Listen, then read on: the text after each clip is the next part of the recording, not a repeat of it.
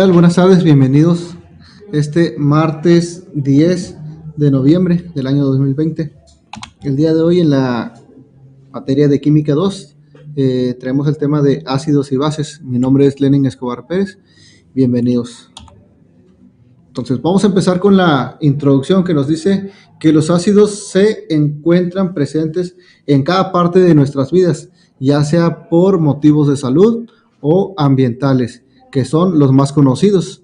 De hecho, cuando nosotros nos levantamos, cuando en ocasiones nos enfermamos, podemos sentir ese reflujo de los ácidos. Entonces, están presentes en nuestro cuerpo y en nuestra vida diaria.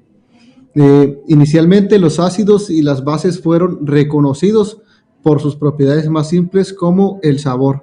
Entonces, hace ya varios años, las personas que se dedicaban a lo que era la salud, pues fueron clasificando este tipo de bases y pues fueron haciendo diferentes experimentos para saber si son ácidos o bases. Entonces, ellos decían que los ácidos son agrios y las bases eran amargas.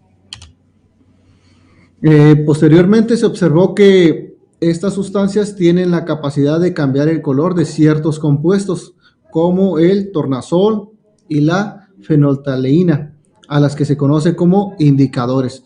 Entonces, aquí en la imagen podemos observar que tienen diferentes coloraciones. Incluso estoy seguro que les ha tocado observar en alguna película, documental, donde cuando las personas traen ciertos elementos en su equipaje, pues hacen este tipo de experimentos, ya que les ponen indicadores para detectar qué tipo de químicos contienen. Ahora bien, los químicos clasifican para dar sentido al mundo y conocerlo de manera sistemática. Una de las clasificaciones más importantes es que divide a las sustancias en ácidos y bases. Entonces, actualmente, pues ya contamos con diferentes tipos de información que nos dice cuáles van a ser ácidos, cuáles van a ser bases, cómo se pueden determinar estas, o por ejemplo, hemos escuchado el indicador de cómo medir el pH, una solución, por ejemplo, que muchos lo utilizan en las industrias de alimentos, en la acuacultura, se aplican ese tipo de indicadores para determinar la acidez de estos compuestos. Entonces, ya en el siglo XVII, Robert Boyle determinó que las sustancias con características ácidas tienen un sabor agrio, tienden a provocar efervescencia al estar en contacto con los metales, como el zinc, el aluminio, y colorean de color rojo al papel tornasol. Entonces, en el mercado podemos encontrar algunos materiales, unas tiritas, donde nosotros lo ponemos en la solución, y esta, si tiene alguna base o tiene una cierta acidez, se va a colorear en cierto color. Entonces hay una tabla donde se puede clasificar y se puede medir el grado de acidez que ésta contenga. Entonces, las bases tienen sabor amargo, son resbaladizas y colorean el papel tornasol de azul.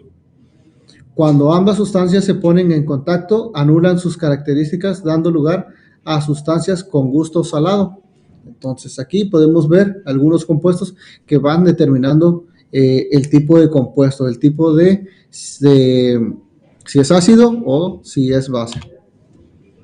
Entonces, fue hasta finales de 1800 cuando el científico sueco Svante Arrhenius propuso que los ácidos se disocian en disolución acuosa para producir protones. Un ejemplo es cuando se disuelve el ácido clorhídrico en agua. Cada molécula de ácido clorhídrico transfiere un ion de hidrógeno a una molécula de agua. Entonces, aquí en la siguiente imagen observamos una sustancia ácida. Esta, cuando gotea ácido sobre zinc, se produce un burbujeo. Entonces, en esta zona podemos ver aquí el hidrógeno y aquí podemos ver el compuesto, ¿no?, que está combinada, esta solución está combinada con agua y de esa manera podemos ver la sustancia ácida. Entonces aquí tenemos una pregunta que nos dice ¿cómo medir la acidez de sustancias comunes? Entonces muchas sustancias tienen la cualidad de ser ácidas, pero ¿qué tan ácidas son? Bueno, una manera de medir la acidez es mediante la determinación del pH, el cual está relacionado con la concentración de iones de hidrógeno en la solución. Entonces aquí vemos una tabla con una escala de los niveles de acidez. Entonces, un valor de pH de 7 significa que la sustancia es neutra. Entonces aquí observamos que está el agua. Entonces el agua, por lo tanto, tiene un pH de 7, lo cual es una sustancia neutra. Entonces aquí en las otras podemos observar en la escala de ácidos y alcalinos. Empezamos acá del 0, por ejemplo, lo que es el tabaco, algunos cigarros, pues contiene 0 de pH. Tenemos otro ejemplo aquí, las sodas, tiene el número en una escala de 3. La acidez, el tomate, tiene una acidez de 4, el café, una acidez de 6. Ahora de los arcanos tenemos aquí, por ejemplo, el ácido que contenemos que se encuentra en nuestro estómago, pues tiene 10. Y así vamos teniendo diferentes sustancias y de esa manera en esta tabla nos ayuda a poder clasificar el grado de acidez que contengamos. Entonces, las reacciones ácido-base, formación de sales y su importancia nos dice que las reacciones ácido-base son aquellas en las que se produce una sal. Las sales son un grupo de compuestos que tienen muchos usos y aplicaciones. Cabe mencionar aquí que las sales no está hecho de un solo elemento, sino son compuestos porque intervienen 2 o más elementos. Entonces, nos dice aquí que desde el cloruro de sodio que se usa para sazonar los alimentos hasta el empleo de carbonato de sodio para hacer todo tipo de vidrio. Entonces, estos compuestos pues se utilizan en la industria. En las reacciones ácido-base se producen una gran variedad de sales y el estudio de estas reacciones es de suma importancia industrial, ya que de esa manera pues se puede utilizar en diferentes cosas. Por ejemplo, para calzado, para la sal incluso de lo que nos alimentamos, para disecar, para diferentes compuestos que se utilizan. Entonces, ¿cuáles son las causas y efectos de la lluvia ácida? ¿Qué provoca esto? Entonces, aquí nos dice que es importante generar conciencia y tomar un papel ético en la sociedad en la que vivimos, protegernos y proteger a los demás seres vivos para que este tipo de lluvia no cause estragos o consecuencias. Cuando se queman combustibles fósiles que contienen azufre en fábricas, industrias metalúrgicas, calderas, centrales eléctricas, automóviles, etcétera, se liberan gases como el dióxido de azufre. Entonces, es por esto que se provocan lo que son las lluvias ácidas. Estas pues se van a lo que es la atmósfera y en las lluvias, en las primadas de precipitaciones, estas condensan, caen al suelo y pues llega a dañar. Ahorita vamos a ver unos ejemplos de ello. Entonces aquí tenemos las diferentes industrias que generan este tipo de contaminación del aire y que por consecuencia pues nos puede ocasionar daños en la salud, no solamente a las personas, sino a los animales o plantas. Entonces aquí tenemos, por ejemplo, industrias metalúrgicas, el uso de combustibles fósiles, carbono, gas metano, petróleo, y vemos aquí cómo es el tipo de contaminación que generan. Entonces, también este gas se genera de manera natural en las erupciones volcánicas, pero este es un fenómeno esporádico que pasa ciertos años y puede causar los mismos problemas. Es menor porque es de vez en cuando, y aparte pues es un proceso natural. Entonces el óxido de azufre reacciona en la atmósfera con el radical hidroxilo y después con oxígeno para dar el trióxido de azufre, que es la fórmula que tenemos aquí. Entonces, en este compuesto se reacciona con la humedad atmosférica y en superficies húmedas para dar el compuesto que es el ácido sulfírico. Entonces, aquí vemos la fórmula de este compuesto y a continuación, pues estos ácidos son transportados por los vientos y se precipitan con la lluvia. Así que su distribución puede ser muy amplia, ya que estas nubes pues van moviéndose y esta lluvia ácida pues la van depositando en varios lugares. Entonces, al tener contacto con el agua de los lagos, ríos y otras fuentes de agua, disminuye lo que es el pH, lo que dificulta el desarrollo de la vida acuática, particularmente los anfibios, que son muy sensibles a este cambio y mueren. Aquí vemos unos ejemplos. Entonces, su cuerpo de estos organismos, pues la mayoría contiene agua y su piel tiene que estar constantemente hidratada.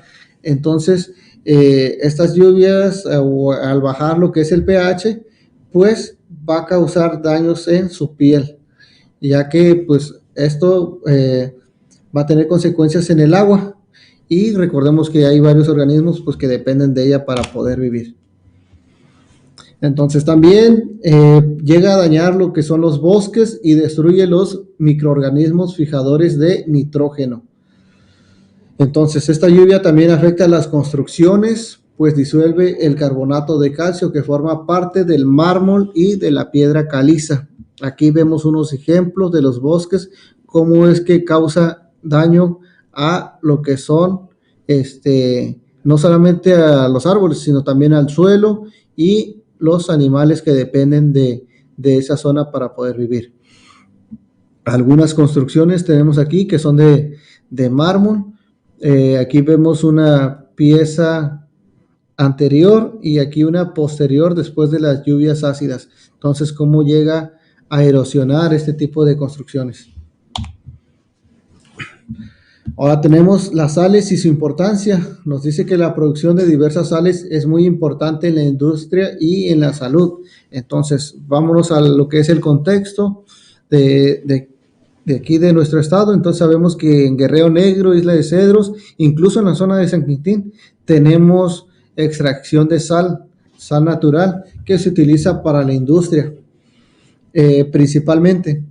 Y las podemos encontrar muy cerca, ¿verdad? De hecho, tenemos una de las abastecedoras más grandes del mundo en la concentración de sal que tenemos acá en Guerrero Negro. Entonces, algunos ejemplos son la producción de cloruro de sodio o sal de mesa, que normalmente se obtiene por evaporación del agua de mar. Entonces, aquí vemos cómo la sal se va cristalizando, se va deshidratando y finalmente tenemos lo que es la sal de consumo.